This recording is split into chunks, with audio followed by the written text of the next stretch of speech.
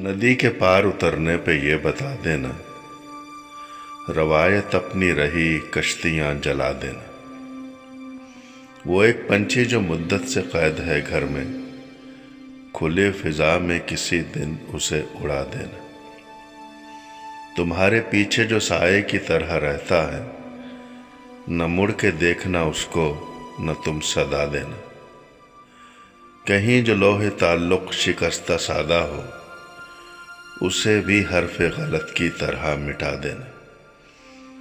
जो हो सके तो मेरे साथ 2 कदम चलना, तमाम उम्र भटकने की मत सजा देना।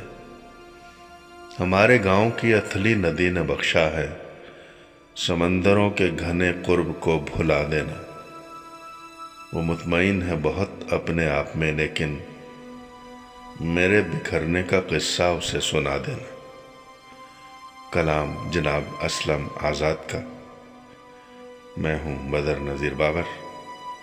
आप मुझे सुन रहे हैं बी4यूयू के यूट्यूब चैनल पर।